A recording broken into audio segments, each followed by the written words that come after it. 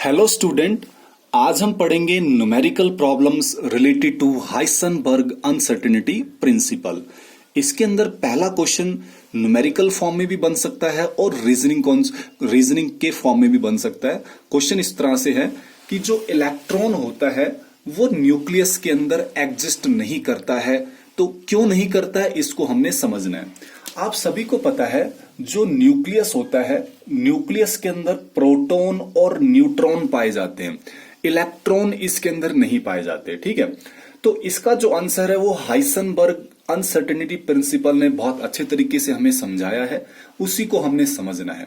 तो आप सभी को पता है, आपने जब Rutherford scattering model of atom पढ़ा था तो वहां पे आपने न्यूक्लियस का साइज भी पढ़ा था कि जो साइज होता है न्यूक्लियस का वो 10 की पावर -15 मीटर के ऑर्डर में होता है। ठीक है, और एटम का अगर आपसे कोई साइज पूछ ले तो 10 की पावर -10 मीटर होता है। क्लियर।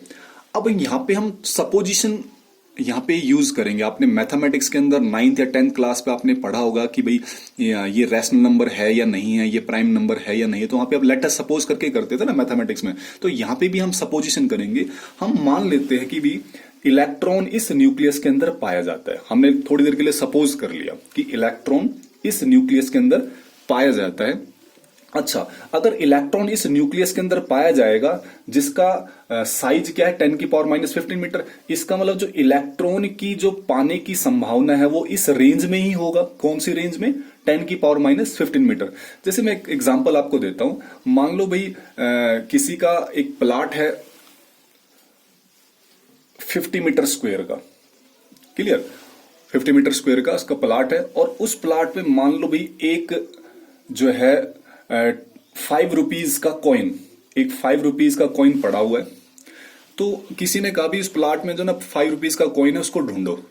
तो तुम क्या कहोगे कि भी जो 5 रुपीज का जो कॉइन है उसका दायरा क्या है? उसका दायरा है 50 मीटर स्क्वायर, यानी कि वो कहीं भी पाया जा सकता है। यहां पे पाया जा सकता है, यहां पे पाया जा सकता है, लेकिन उसका रेंज हमें पता लग गया भी 50 मीटर स्क्वायर के अंदर ही है।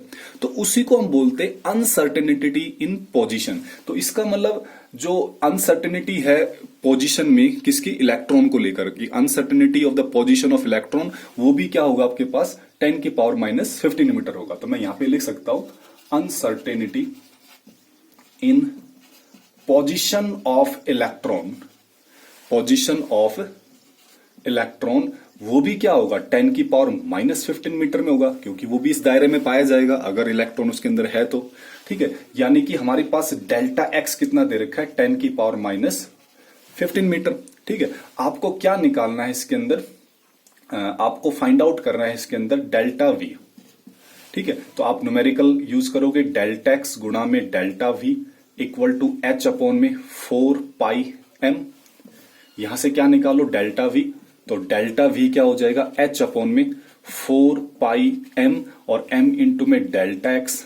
अब सभी को पता है कि जो मास होता है इलेक्ट्रॉन का वो 9.1 इंटू 10 की पावर -31 किलोग्राम होता है। तो मास का भी आपको पता होना चाहिए इलेक्ट्रॉन का।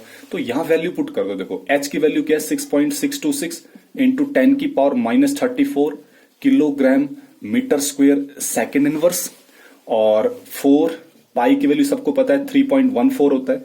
मास अभी आपको मैंने लिखा है यहाँ पे 9.11 10 की पावर -31 किलोग्राम, और डेल्टा एक्स आपको पता लग गया है 10 की पावर -15 मीटर। तो जब आप इन सभी को सॉल्व करोगे तो आपके पास आंसर आएगा 5.77 इंटू 10 की पावर 10 मीटर पर सेकेंड। अब फोकस करना आपने इस आंसर पे। ये आंसर आपको बहुत ज्यादा नहीं लगता क्या? बहुत ज्यादा लगता है, क्योंकि ये आंसर जो है ना, क्योंकि ये भी क्या है? वेलोसिटी है, स्पीड है। ठीक है, तो ये जो वैल्यू है ये वेरी लार्ज वैल्यू है। किससे? As comparison to the velocity of light. जो वेलोसिटी ऑफ लाइट होती है यानी कि 3 इंटू 10 की पावर 8 मीटर पर सेकेंड से भी ये वैल्यू बहुत ज्यादा निकल के आ रही है, जो कि पॉसिबल है। जो कि कैसी है? इम्पॉसिबल। ऐसा नहीं हो सकता, अभी इतनी ज्यादा वैल्यू नहीं आ सकती। 3 × 10⁸ मीटर पर सेकंड से ज्यादा नहीं आ सकती इसकी वैल्यू। इसका मतलब जो हमारी सपोजिशन थी कि इलेक्ट्रॉन इस न्यूक्लियस के अंदर पाया जाएगा, वो सपोजिशन क्या है, गलत है। इसका मतलब इलेक्ट्रॉन न्यूक्लियस के अंदर नहीं पाया जा सकता। अगर वो पाया जाता तो उसका आंसर इतना आता, जो कि पॉसिबल नहीं है। तो ये था इसका रीजन। उसके बाद हम चलते हैं नेक्स्ट क्वेश्चन पर कि calculate the uncertainty in velocity of A wagon. आपको अनसर्टेनिटी इन वेलोसिटी निकालना है, यानी कि डेल्टा वी निकालना है। आपको मास गिवन है 2000 किलोग्राम। अब उसने लिखा है कि उस वैगन की जो पोजीशन की जो अनसर्टेनिटी है वो कितनी है, ±10 मीटर है। अब ±10 मीटर का मतलब फिर से वही है, जैसे मान लो भाई यहां पे कोई वैगन रखा हुआ है, किसी ने बताया भी यहां पे वैगन रखा हुआ है अंदाजे से, और उसने कहा कि भाई उस पॉइंट से वो 10 मीटर आगे भी पाई जा सकती है और 10 मीटर पहले भी मिल सकती है। जैसे मैं भाई आपने किसी अपने दोस्त को जो है अपने घर भेज दिया, ठीक है, और उससे कहा भी आपने जो है ना वहां पे केमिस्ट्री की एक बुक निकाल के लानी है, लेकिन वो केमिस्ट्री की बुक जो है ना जो उस कमरे से जो उसका जिस कमरे में उसने रखा है उस किताब को, वहां से 10 मीटर आगे पीछे देख लियो भाई, कहीं भी मिल सकती है। यानी कि रेंज बता दी और एक अनसर्टेनिटी बता दी भाई, इस रेंज में मिल ही जाएगी बुक को। तो वही रेंज यहाँ पे है। यहाँ पे जो अनसर्टेनिटी है किसको लेकर, पोजिशन को लेकर, वो क्या है ±10 मीटर। +10 मीटर आगे भी हो सकती है या +10 मीटर पहले भी हो सकती है। यानी कि आपको डेल्टा एक्स की वैल्यू दे रखी है ये, क्लियर। तो आप क्या निकालोगे, डेल्टा वी। आप फॉर्मूला पुट करो डेल्टा वी की वैल्यू पुट करो सारी की सारी, आपका आंसर आ जाएगा, क्लियर। नेक्स्ट न्यूमेरिकल पे चलते हैं। ये भी एनसीईआरटी न्यूमेरिकल है, ये भी एनसीईआरटी न्यूमेरिकल है। तो एक एक बॉल है आपके पास जिसका मास 40 ग्राम दे रखा है। तो मास 40 ग्राम, उसको किलोग्राम में चेंज कर लो सबसे पहले।